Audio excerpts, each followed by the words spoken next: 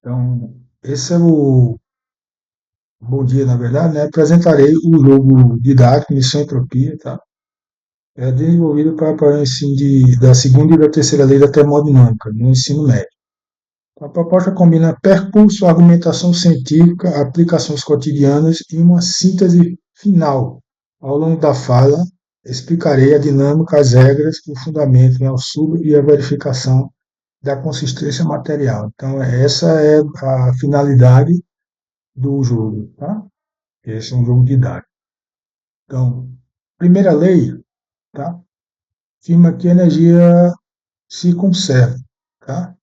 Entretanto, a segunda lei mostra que nem toda energia permanece disponível para produzir trabalho útil. O processo tem direção, né, e envolve irreversibilidade e produz entropia. Então, o jogo transforma esse problema em uma missão, né, que é avançar sem depender apenas da sorte, tá? Concluindo explicações cientificamente adequadas. Tá? E essa é a ideia, né? O estudante não vem por decorar fórmulas, ele precisa explicar, justificar, comparar transferir o conteúdo para uma situação real. Então, tá? Ao final, espera-se que os estudantes diferenciem calor, temperatura, energia interna e trabalho, expliquem a direção espontânea e a produção de entropia, comparem máquina térmica e refrigerador, interpretem Carnot com temperaturas absolutas, tá? E compreendam a terceira e a inatingibilidade do zero Kelvin. Né? Portanto, vencer não é apenas chegar, é demonstrar compreensão. Tá? Então, por trás do bom desempenho do aluno, necessariamente ele não precisa associar a vencer o jogo. Né? Ele tem que estar compreendendo o que ele está fazendo. Tá? Então, para o sistema, tá? Para o sistema total isolado, a variação de entropia satisfaz o ΔS, que é a variação de entropia. Certo? Total igual e ΔS do sistema mais ΔS da vizinhança, que é o que está escrito nessa equação aqui.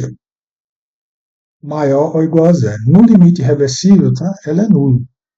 Em processos reais irreversíveis é positivo. A palavra desordem pode funcionar como analogia inicial, tá?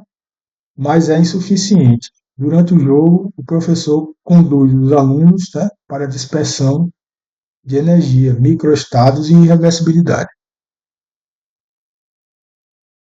Então, Carnot e a terceira lei, tá? Conversão e resfriamento. Então, o rendimento máximo de uma máquina reversível entre dois reservatórios é eta de Carnot igual a um menos T fria sobre T quente.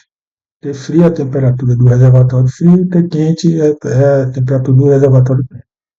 Todos os dois sempre em Kelvin. Tá? A razão, tá? A razão entre temperatura define o limite. A simples diferença não basta. Tá? Terceira lei estabelece que para um cristal perfeito, com estado fundamental único, a entropia tende a zero, quando a temperatura tende a zero Kelvin. Exatamente o zero Kelvin não pode ser alcançado em um número infinito de processos, tá? Que essa é uma condição. Tá? Então, o Alçúbel aparece na mecânica, não apenas na teoria. Tá? Então, a fundamentação alçubeliana aparece em 5 momentos. Tá? Diagnóstico identifica conhecimentos prévios e concepções alternativas, né, que na verdade você vai fazer um pré-formulário, né, um pré-formulário para questionar o que é que o aluno tem de conhecimento prévio. O organizador prévio apresenta uma visão inclusiva, as cartas promovem diferenciação progressiva e aplicação, as cartas ponte reconciliam conceitos incompatíveis, a síntese final consolida as relações com linguagem própria. Tá?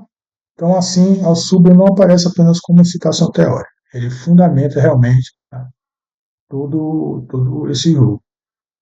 Então, é muito importante, né, e que seja seguido esses parâmetros aqui. Diagnóstico, organizador prévio, cartas principais, cartas ponte e síntese final. Então, aqui, o conjunto utiliza um tabuleiro, tá? Um dado, peões, tá? 2 marcadores por equipe, ficha de pontuação e gabarito. É de 60 cartas principais, 12 de pergunta, evento, desafio, aplicação, Carnot, terceira lei, né? Tá?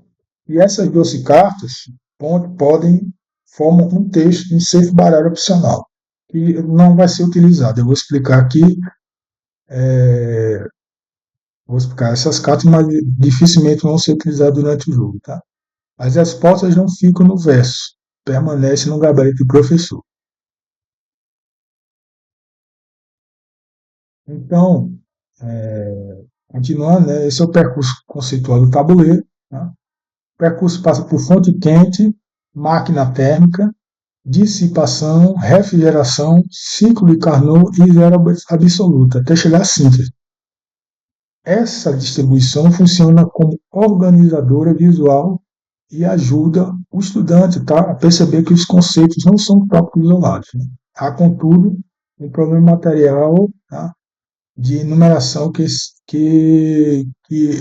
na verdade, esse problema material a gente vai mostrar depois, é que ele passa de 30 para 41. Tá? Mas isso é um problema mínimo, porque a movimentação das caras é meramente lúdica. Né? Tá? Então, mais uma vez, as 5 categorias de cartas. Né? Perguntas de definição e diferenciação, aí eu estou falando sobre o que cada carta faz. Eventos pedem interpretação causal. Desafios solicitam solução justificativa. Tá? Aplicações transferem o conceito para o cotidiano. E cartas Carnot, terceira lei, exigem que o estudante explique a afirmação. Tá? Indique condições e apresente consequência ou exemplo. Em todas, resposta significativa não recebe pontuação completa. Tá? Então, a resposta precisa conter uma ideia correta e uma justificativa. Nas cartas C, a equipe também explicita as condições de validade e apresenta uma consequência ou exemplo. Então, preparação para estudantes, essa preparação foi feita para estudantes, a configuração recomendada é 6 equipes de 5. Tá? Cada equipe distribui papéis rotativos, porta-voz, leitor, relator, fiscal científico e gestor de tempo, tá? E material. Então, antes da primeira rodada, separam-se os baralhos, tá? Posicionam-se os marcadores em energia 3 e entropia 0, que é o marcador para cada um dos grupos. Realiza-se o diagnóstico e apresenta-se o organizador prévio. Então, essa é a sequência, tá? Do jogo, basicamente. Tá? Então, uma jogada completa que segue 4 decisões simples. Primeiro, né? Equipe lança o dado e calcula o destino provisório. Segundo, identifica a categoria. Terceiro, discute e apresenta uma resposta, tá? Justificada dentro do tempo. Quarto, o professor classifica a resposta, atualiza os marcadores e confirma o movimento. Tá? O peão não é movimentado definitivamente antes da avaliação. Tá? Então, ele só é confirmado depois da avaliação, como está dito aqui, e a resposta completa avança tudo. Parcial avança metade e inadequada não avança. Como a casa escolhe o baralho, né? Tá? Então, finais 1 e 6 corresponde aí a delimitação do tipo de baralho, né? Que você vai pegar. São 5 tipos, tá? Então, finais 1 e 6 corresponde à pergunta, 2 e 7 evento, 3 e 8 desafio, 4 e 9 aplicação, tá? 5 e 0 Carnot e barra terceira, né? Tá? Então, vamos dar um exemplificar. Vamos exemplificar, né? Nesse exemplo aqui. Você tem, por exemplo, um destino 24, que leva ao trabalho de aplicação. No modo simultâneo de sala cheia, que eu vou trabalhar em 2 modos. Na sala, sempre vai dizer que é quase difícil, né? A sala parcialmente cheia e a cheia, tá? O professor anuncia a categoria para todas as equipes, dispensando essa correspondência em cada rodada. Tá?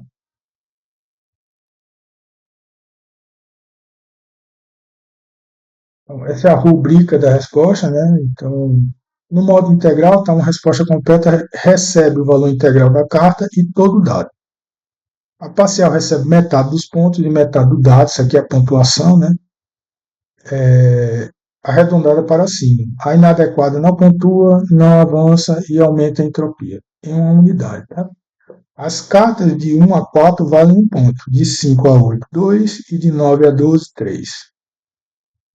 A gente vai, claro, vai fazer uma resposta, vai fazer uma análise da resposta. A resposta decorada sem justificativa recebe no máximo metade.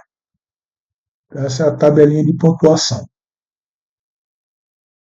Tá? O efeito básico do evento, né, que os eventos mudam o sistema, os marcadores tornam o efeito visível. Né? Então, o efeito básico do evento é aplicado imediatamente. Tá? Depois a equipe explica a causa e propõe uma ação de controle. Em evento negativo, uma explicação completa mitiga uma unidade da penalidade. Tá? Em evento positivo, concede mais 1 ponto de energia. Energia útil varia de 0 a 12, são seus fatores limitantes, e entropia de 0 a 10. Tá? Ambos são índices didáticos adimensionais. Tá? Não são energia em joules, exergia calculada ou entropia em joules por Kelvin. Tá? Então, as cartas-pontes, que é o Suber, né? Suber. As cartas-ponte, né, podem ser usadas usadas a cada 2 rodadas. Quando aparece uma concepção alternativa, tá? Quando a entropia chega a 10 ou antes da síntese final. Né? A resposta adequada concede 1 ponto de energia, sem movimento. Uma resposta incorreta não gera nova penalidade, porque a função é diagnosticar e reconciliar.